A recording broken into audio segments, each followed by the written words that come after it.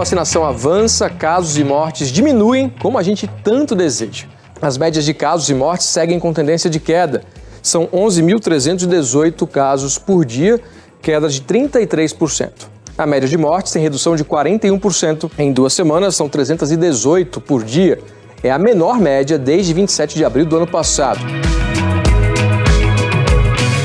E foi assim que o Jornal Nacional registrou a tendência de mortes pela Covid no Brasil na última quarta-feira, quando o país atingiu a marca de 100 milhões de pessoas vacinadas com o esquema completo, seja com 2 doses ou dose única, no caso de quem recebeu a vacina da Janssen.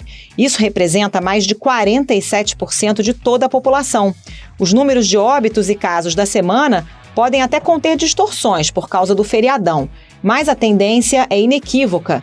Casos, mortes e internações estão em queda progressiva. A taxa de transmissão da Covid no Brasil, medida pelo Imperial College de Londres, é boa para nós. Essa semana caiu para 0,60, o que significa que cada 100 pessoas transmitem o vírus para outras 60. Índices abaixo de 1, né, apontam que a pandemia está dando sinais de desaceleração. Tudo muito bom, muito bem, mas a pandemia ainda não foi embora. O vírus continua circulando e os mesmos números podem ser vistos de outra forma. Mais da metade dos brasileiros ainda não completou o esquema de imunização e quase 40% tem mais de 18 anos. Há ainda muitas pessoas na faixa entre 60 e 70 anos que aguardam uma dose de reforço, sem contar a minoria que opta por não se vacinar e se torna a maioria nos hospitais. Nesse cenário, os epidemiologistas, apesar de otimistas, seguem cautelosos.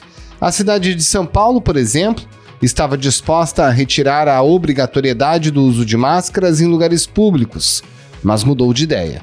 Eles analisaram casos de pessoas que estão com Covid, né? E fizeram também o monitoramento dessas pessoas e a testagem de contatos próximos. E a conclusão desse levantamento foi o seguinte, que embora os índices da pandemia estejam estáveis, a manutenção das medidas não farmacológicas ainda é muito importante, é necessária. Entre essas medidas, o uso de máscara. Por isso, no Ao Ponto desta sexta-feira, a gente analisa os caminhos para manter a pandemia sob controle após o Brasil atingir 100 milhões de pessoas vacinadas. O que esperar da vacinação de jovens e crianças? Quais são as combinações de vacinas que estão certificadas para uso como dose de reforço? E quais são os critérios para se discutir o fim do uso de máscaras? Eu sou o Roberto Maltic, estou com a Carolina Moran e nesse episódio conversamos com o médico infectologista e pesquisador da Fiocruz, Júlio Croda. Fique com a gente.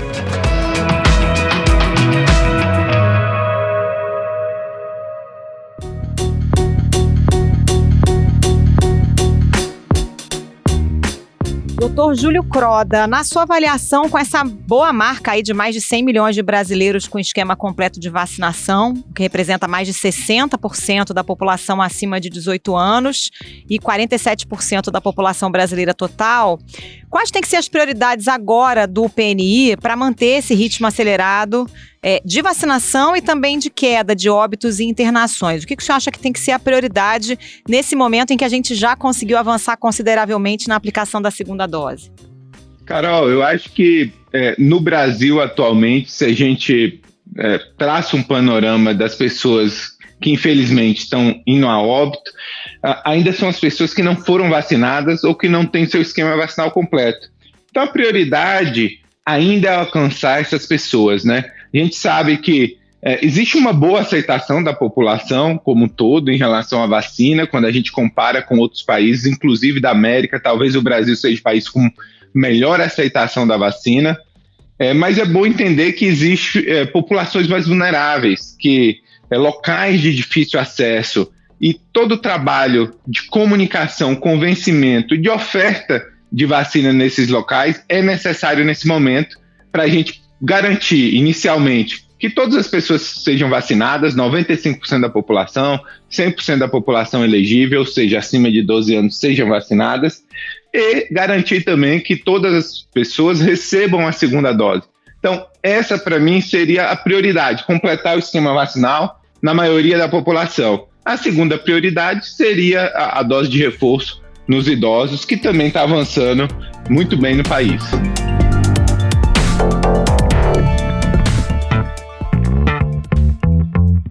Vamos começar pelo público mais jovem, né? O público abaixo de 18 anos. Quais são os estudos clínicos que a gente já tem disponíveis para a aplicação das vacinas nessa parcela da população? E também já é o caso de começar a trabalhar com os menores, não de 18, mas os menores de 12 anos. Quais são as vacinas que poderiam estar habilitadas para esse serviço?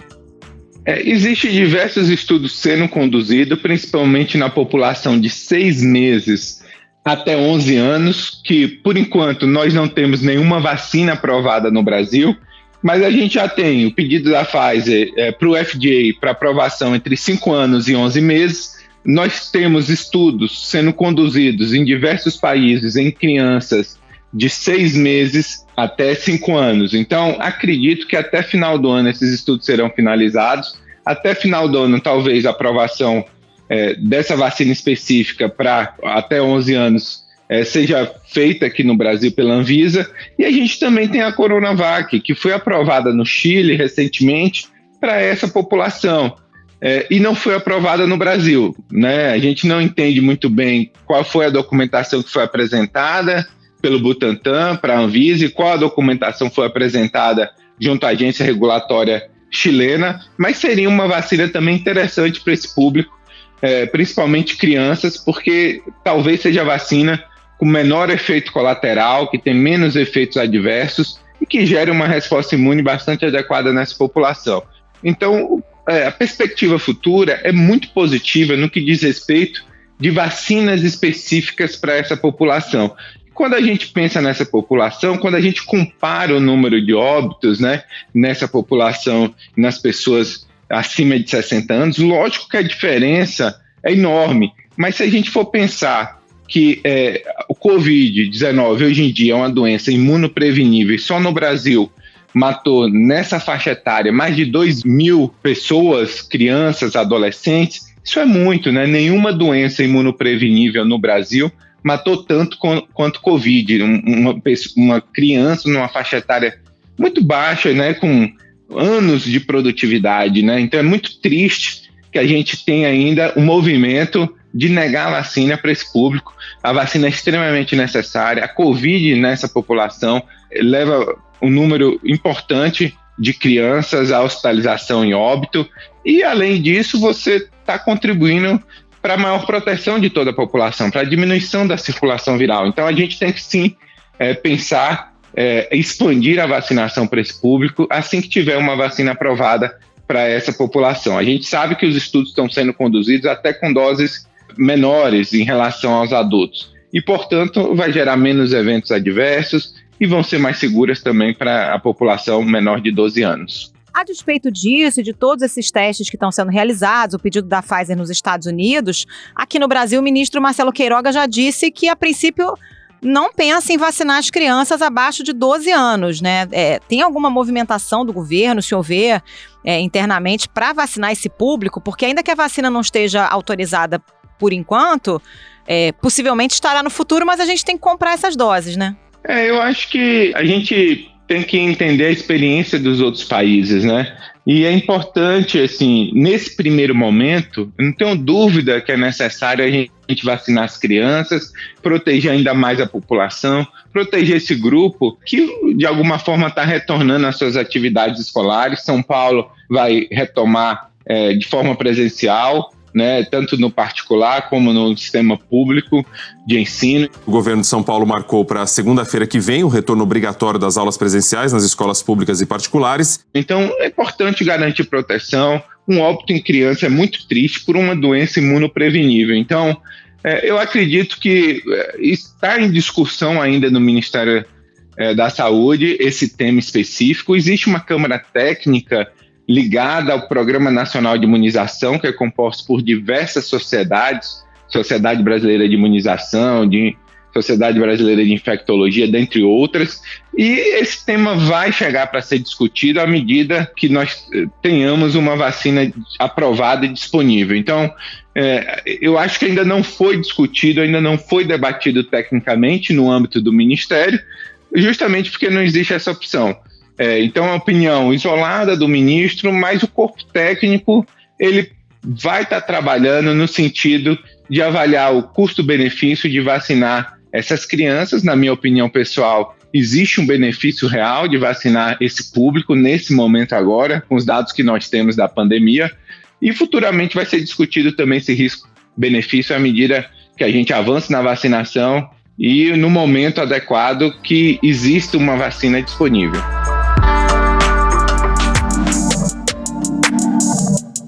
Bora falar então da terceira dose, né, Dr. Júlio, que esse é um tema bastante importante nesse momento, principalmente para esse público acima de 60 anos. Com esses estudos de efetividade que já foram lançados, a gente já pode dizer qual é o esquema mais recomendado para esse público de fato, porque a gente tem dois caminhos a seguir, né? E aí a gente fala muito da Coronavac nesse caso. Pessoas com 2 doses de Coronavac adotam um esquema heterólogo, daí vem a terceira dose de Pfizer ou AstraZeneca, ou mesmo uma outra dose, uma terceira de Coronavac. O que dá para dizer em relação a esses dois esquemas e essas possibilidades que já estão colocadas? Recentemente, né, nessa semana, a Organização Mundial de Saúde recomendou justamente isso, uma dose extra, preferencialmente de esquema homólogo, Coronavac, ou Sinopharma, para vacina de vírus inativados, e se tiver disponibilidade, esquema heterólogo, né?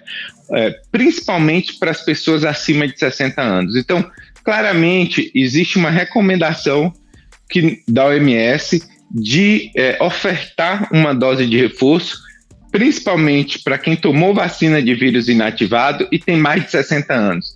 A decisão em relação a que tipo de vacina deve ser ofertada depende da logística, depende de que vacinas existem disponíveis em cada país. Países como o Brasil, que tem a opção de ofertar um outro tipo de vacina para esse público, que gere uma resposta imune mais robusta, que gere uma proteção por mais tempo, é adequado sim, como o Ministério da Saúde recomendou, com apoio da Câmara Técnica, ofertar um esquema heterólogo. Nesse caso, a escolha foi por Pfizer, AstraZeneca ou Janssen. Então, resumindo, né, não existe um melhor caminho, existe a vacina que está disponível naquele país, naquele estado, e deve ser ofertada como dose de reforço. E com relação à população em geral, doutor, que tem uma imunidade mais alta do que os idosos, já é o caso de se pensar numa terceira dose, numa dose de reforço? Porque já tem estudos que mostram queda da imunidade gerada pelas vacinas ali a partir do 5º mês, né? E outro estudo, este lá do Reino Unido, ajuda a avaliar qual o melhor intervalo para aplicar a dose de reforço da Pfizer e da AstraZeneca. A conclusão é que a proteção desses dois imunizantes aí costuma diminuir um pouco entre 5 e 6 meses depois da segunda dose. A gente deveria pensar num calendário de uma terceira dose talvez para o ano que vem? Em que momento isso poderia acontecer? E já há justificativa para se pensar nisso, né? Até que ponto vai essa queda de imunidade? Carol, assim, a gente tem 9 meses que iniciou a vacinação na população de forma mais extensiva. Então, é muito pouco tempo para avaliar no público de adultos jovens, né? O que a gente sabe é que os adultos jovens, eles respondem muito bem à vacina, gera bastante anticorpo neutralizante, bastante resposta celular, e para casos graves, hospitalização e óbito, não existe ainda uma comprovação de queda de proteção, né? Então, o principal objetivo da vacina é justamente proteger contra a hospitalização e óbito. E nesse cenário de falta de vacina, né, no mundo todo, sem nenhuma evidência de queda de proteção para qualquer variante nessa população de adultos jovens, não existe nenhuma recomendação mais evidente do ponto de vista da Organização Mundial de Saúde e de outros países de recomendar dose de reforço em adultos jovens. Alguns países utilizam diferentes pontos de cortes, né, em relação a essa população mais idosa. Alguns utilizam 60 anos, como o Brasil vem adotando, outros 50 anos, mas indiscriminadamente uma dose de reforço para qualquer um que já tenha recebido o esquema vacinal completo, é muito difícil a gente propor esse tipo de abordagem sem uma evidência clara de queda de proteção, principalmente em relação à hospitalização e óbito.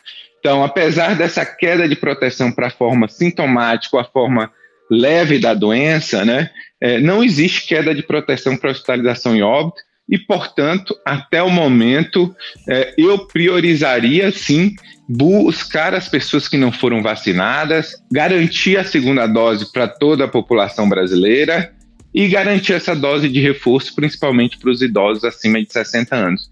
Não existe nenhuma justificativa nesse momento para a gente começar a dose de reforço no público de adultos jovens. Então, até o momento, até 9 meses depois do início da vacinação em toda a população mundial, nós não temos evidência da necessidade de vacinação. Talvez no futuro essa evidência apareça, depois de 1 ano, depois de 2 anos, com o surgimento de novas variantes. Só o futuro vai poder nos informar qual a melhor direção, principalmente para esse público. A primeira coisa que a gente pode falar sobre essa marca é que ela nos permite sonhar. Ela nos permite sonhar com uma vida sem coronavírus. A gente não chegou lá ainda, então a gente tem que saber comemorar de maneira responsável. A situação melhorou muito, mas a pandemia ainda não acabou. Doutor, agora falando sobre o comportamento da pandemia no Brasil, a gente está aí nessa faixa de média móvel de menos de 400 mortes por dia, com uma queda importante também de mortes, né, por milhão de pessoas. Com adesão grande à campanha de vacinação e tudo mais, qual é o cenário que o senhor vê daqui para frente? E o senhor acredita em alguma possibilidade de repique aí da pandemia, de reversão dessa tendência positiva? O futuro é muito difícil prever, Carol, porque assim, existe diversas variáveis que estão envolvidas nessa previsão de futuro, né? Mas a gente pode condicionar o futuro a algumas questões importantes. A gente continuar avançando na vacinação, né? A gente sabe que a gente tem uma média móvel abaixo de 400, mas ainda é muita gente morrendo todo dia. A gente tem que reduzir ainda mais essa média móvel.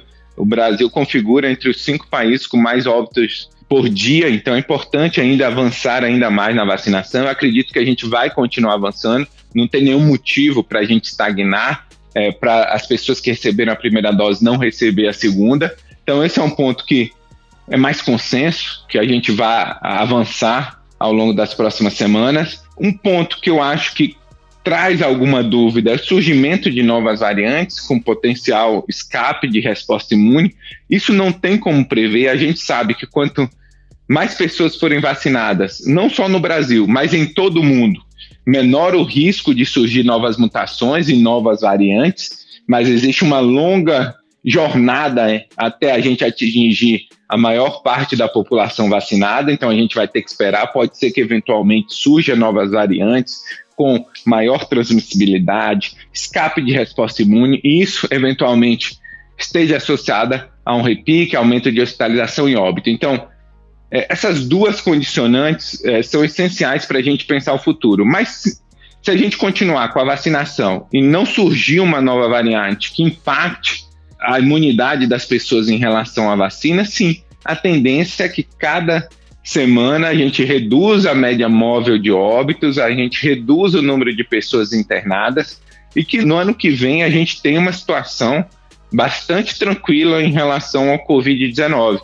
porque grande parcela da população está vacinada com 2 doses da vacina. E a dona Delta, né, ela chegou, mas não se alastrou aqui no Brasil. A gente pode dizer que a vacinação foi mais rápida do que ela e ela não vai prosperar de fato aqui no país? Eu acho que a gente já tem evidências disso, né? Porque principalmente na cidade do Rio de Janeiro e São Paulo, onde foram os estados que iniciaram o processo de transmissão, espalhamento da variante Delta. No Rio de Janeiro, a gente observou um leve aumento de hospitalização, internações de UTI e óbito, mas nada comparado ao que foi a variante Gama entre abril e maio. O consórcio de veículos de imprensa apurou hoje que, pela primeira vez na pandemia, o Brasil ultrapassou a marca de 4.000 mortes em 24 horas.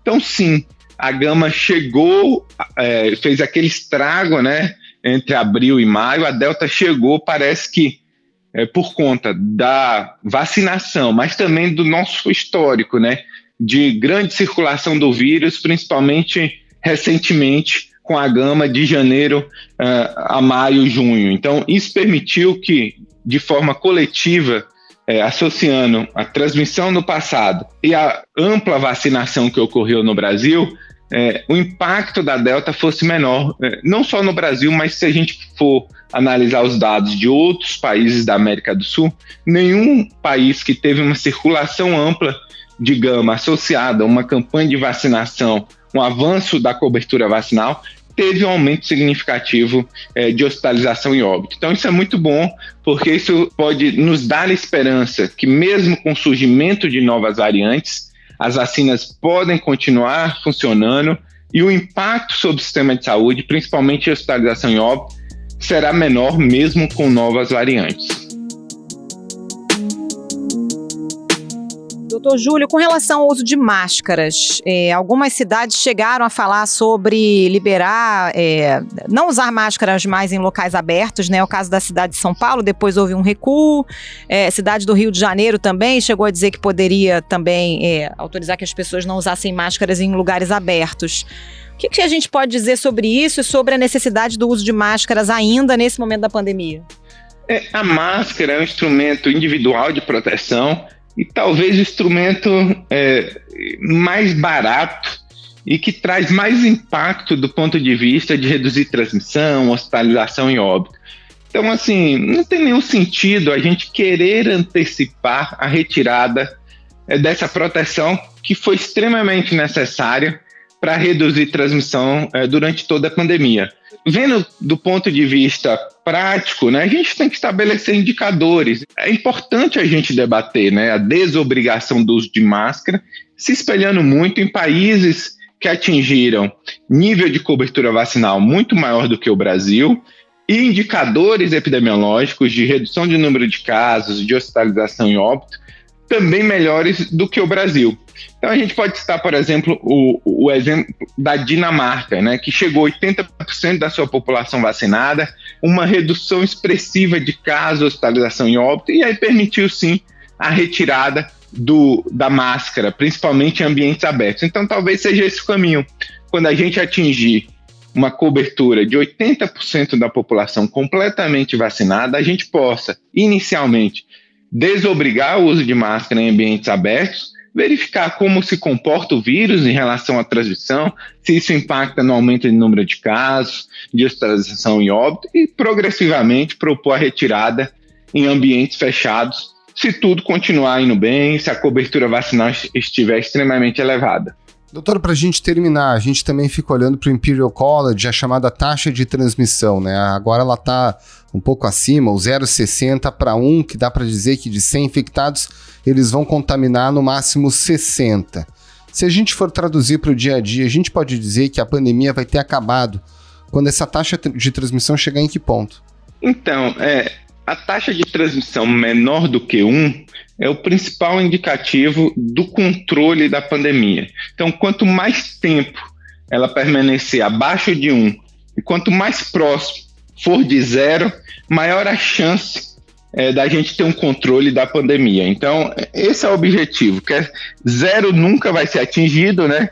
Porque essa taxa de transmissão sempre vai ter uma pessoa ou outra que vai se contaminar, mas quanto mais próximo de 0, menos pessoas estão sendo contaminadas e essa velocidade de queda vai ser maior em termos de transmissão. Então, esse é o objetivo, a gente reduzir ainda mais essa taxa de contágio para 0,3, 0,2, porque a gente aí a gente aumenta essa queda, né?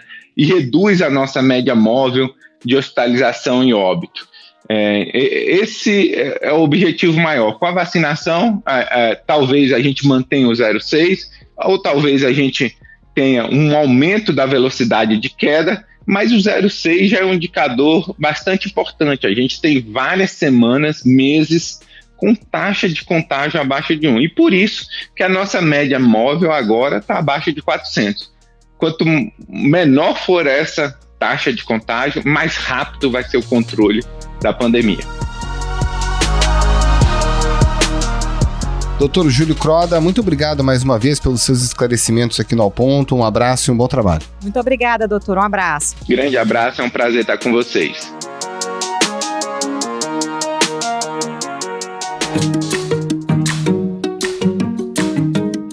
Esse foi o Ponto de hoje, o podcast diário da redação do Globo. Nessa conversa a gente conta com a participação de toda a equipe do jornal, as mesmas pessoas que levam até você informação e análise de qualidade todos os dias. Quer saber mais? Assine o Globo. Acesse assineoglobo.com.br e confira todas as notícias e reportagens especiais. A produção foi da Amanda Scatolini e a edição é do João Guilherme Lacerda. Tchau. Até mais.